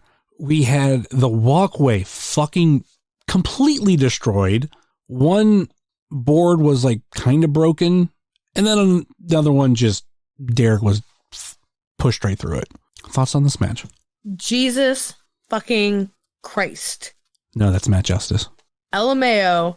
But seriously, these three worry me sometimes. Because they don't care. They don't care about anything. They don't care about their bodies. They don't care about their opponent. They don't care about their surroundings. They don't care about anything when they start. Sometimes they do, but most times they don't. And the amount of blood that was shed throughout this match proved it. The insanity that ensued, it went too many places. I couldn't keep up. I had to move all of my shit and pack up and go elsewhere, or I was gonna get bled on. Matt had a hole in the side of his head that he stuck his finger in. Yeah, he stuck his finger in it, according to what I was told and questioned here a second ago. Yeah, the fuck, crazies. They're all crazies. The crimson, Jesus Christ, crimson mask that Derek had. Oh my god, I love these guys, and this was a match that exceeded my expectations. I just wish that they would take more protected headshots. I worry sometimes, but insane match, great match, definitely match of the year candidate. And I will let you talk about the spot because you were closer than I was. So talk about how crazy that looked up close. Because it was crazy for me standing on a chair from what I saw. Yeah, I'm shit on move names. I forget exactly that. Oh, I'm the absolute worst. That's why I don't have a fucking podcast, and that's why I don't try to call matches. Oh, there's a reason when I tweet results, I just say who won and who lost. I don't say, oh, they won with a... I can't think of a name of a move. And... Yeah, I don't know shit about shit either. Maybe it's a Death Valley Driver. I'm not 100% sure, but we'll call it Wrestling Move A. In the words of Vince McMahon, he hit him with a maneuver. What a maneuver! And he goes, but basically just sends him and Derek right through the stage. And like as I saw what was gonna happen, I said they're breaking this walkway again. It's like the same thing we saw at another Hell on Earth, with. I think Joey Janela and Justice. They love doing that shit. It's like, hey guys, we gotta walk here, but we're gonna go right through it. No worries. It's alright. There's nothing underneath that's gonna protect us. We're good. Yeah, I felt like they did that on purpose. Maybe fucking Derek and Matt did it on purpose. Like they knew what was gonna happen. But I just felt like, oh, like this, we're getting this spot at Hell on Earth again. Okay, cool. But Matt jumping off the staircase was rad too. Yes, but yeah, this shit was just fucking crazy. And I shout out to Ziggy, because if that whole thing wasn't planned, or at least like the aftermath of like having to kind of recover, she fucking grabs Bill Alfonso and like starts doing shit with him. Yeah. And I'm just like, I completely forgot about that because of how fucking crazy that match was. So like even like her doing that didn't feel planned, but it was like a nice improvise. It kind of like took a little bit of attention away from the whole. So yeah, that was great. And yeah, like this will get some nominations for match of the year, hands down. Oh, absolutely. I agree 100%. It was Derek pinning Matt Justice to retain the AIW Intense Championship, and yeah, he was a fucking bloody mess. Goddamn right he won. All right, let's move on to the main event. We had Joshua Bishop versus Eric Stevens for the AIW Absolute Championship, and one of the quietest moments I've ever experienced in AIW, and I was able to yell perfectly loudly thumbs up for Bishop, and it didn't feel like it was getting like covered up by like crowd noise or it was stuff. so good. Like yes, Brock perfect. couldn't have even timed it that good. Like it was so good. Like, and other people did it too. Like it wasn't just me and you from one end to the other. Other people were doing it. I was like, yes. It's something that has like caught on of doing of people putting thumbs up for Bishop, but that was one like there was no excuse. You heard it. We all heard it. I'm sure Brock heard you too, all the way at home. Yeah, normally I text him, but I forgot to text him. He was sicky. He may not have gotten back to you. That's why he wasn't there. That I knew, but like I would have been like, how'd I do? But True. I mean, short and sweet on this one because we've gone long enough. But yeah, I kind of figured this is how we were going to go. Like it was going to be Josh winning, but you got just like the absolute craziness of Eric Stevens in this as well. Yeah. They finally broke the 3D door. Dude, a monumental moment in AIW history. Like, I cannot believe that fucking door lasted as long as it did. Like, and half the that reason door lasted longer than some of the trainees. that door felt like it lasted longer than the Confederacy. Oh my dear Lord. I have to say felt like, because obviously it didn't last 4 years. It could have. It really could have. Oh, just 4 months. But one of my biggest issues is that door was put up right in the same corner that I was in. So it blocked a lot of like what was going on. And then after the the door broke, nobody moved that door. So it was still like partially in the way. Real fucking annoying. That sucks. Yeah, that was a good match. I love Eric Stevens. I love that he is back, and it sucks that he didn't win. So I was kind of hoping maybe for a swerve. But yeah, those two put on a good match. Josh is such a beast. Someone say he's a grown-ass man. Grown-ass man. Yeah, it was Bishop pinning Eric Stevens to retain the AIW Absolute Championship. Yeah, that kind of covers anything. Any final thoughts or last-minute plugs before we go? It was great to see the Goldsteins. I love that they were able to come out and we got to hang out with them. After party was a fun time for the people that did get to make it out. Place wasn't bad, I guess. It was great seeing everybody. I love getting to hang out with all of my pals at the Rassles. Still the same bullshit. You find me on Twitter while it still exists. Same handle, Pamela Nicole, 2 A's _ 2 E's at the end. If you don't know what that means, fucking figure it out. New Girl podcast possibly coming in 2023, all depending on how my life goes. I know I said that at this time last year. 2022 was kind of a mess. I'm hoping to get things back to normal. We're gonna have a food podcast coming out soon, maybe. Yeah. Hi, Silas. If everything goes right, next week, it'll either be the main episode or potentially a bonus episode. I haven't figured out how shit's going to go.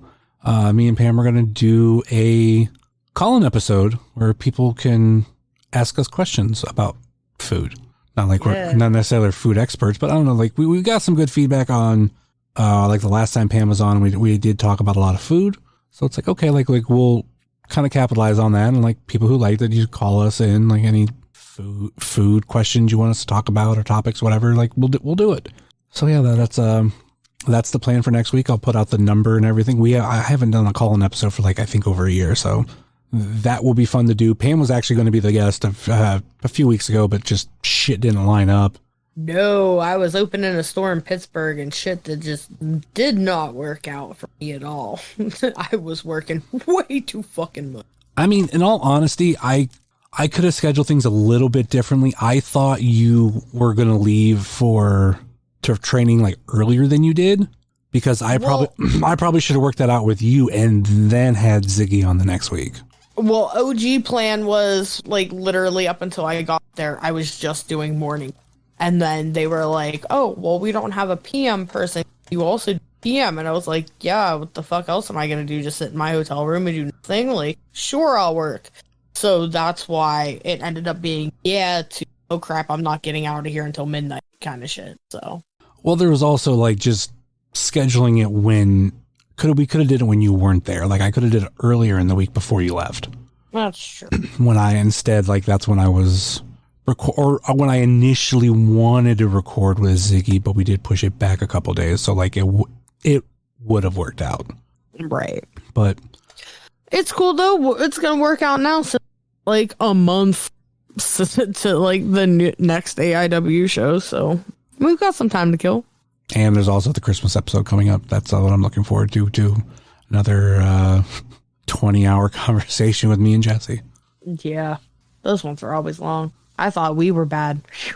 I think collectively, probably every episode he's been on, we're talking like, I think it's close to 8 hours. Oh my. Well, I'll probably like try to keep it close to 2 hours this year, if that. But we'll see how shit goes. But anyway, you want to throw out your hive too? Because that's something we gotta kind of get used to, maybe. Let me double check. Is it the same as my Twitter? I think it's the same, no underscore. I can't. That's what I couldn't remember if it had the underscore or not. Yeah, no underscore. So 2 A's, 2 E's. Ooh, and this one has music, so you can listen to my current favorite song right now, which will probably surprise a lot of people. I had mine for the one for November, which was Arlo Guthrie's Alice's Restaurant, so I need to change that. But oh, I might change it for December. If I put a December song up, it's gonna be my favorite fucking Christmas song ever. And that might surprise a lot of people. I fucking love that song. Stay tuned.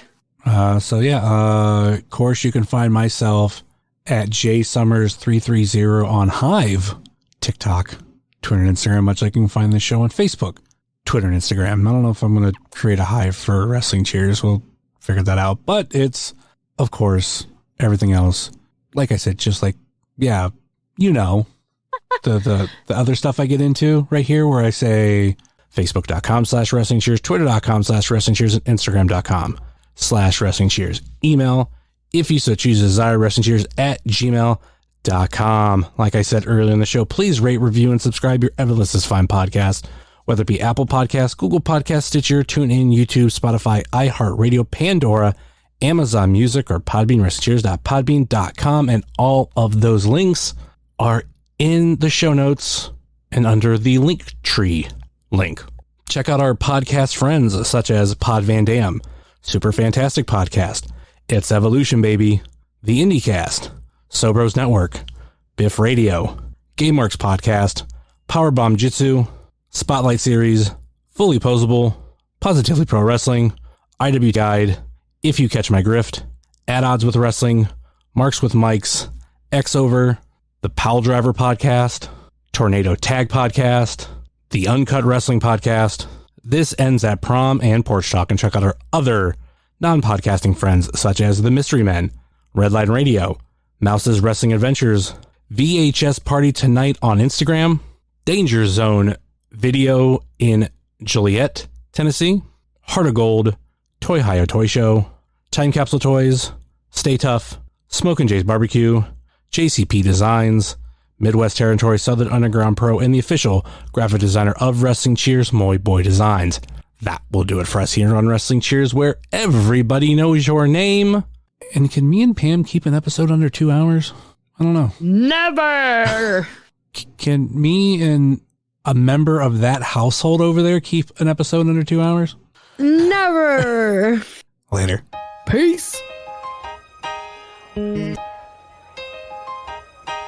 It's the wrestling cheers. Get up on your feet, brightening your day in the middle of the week. And you gotta love the show. Yeah, you know it holds a title for the best podcast talking wrestling in Ohio. Finishing a cold one, take a load off. We ain't all about the prohibition like Josh, so we cheers. And then we sit back. Other shows are in the trash, kinda like they Nick Stapp. Like the name is Matt Justice, wearing all the gold. Wrestling Cheers is coming to a close. The #1 podcast going in the game. And one day everybody's gonna know the name. It's the Wrestling Cheers. This is Platinum Max, signing off. Ohio, good night. The world, good night. We love you. We'll see you next week.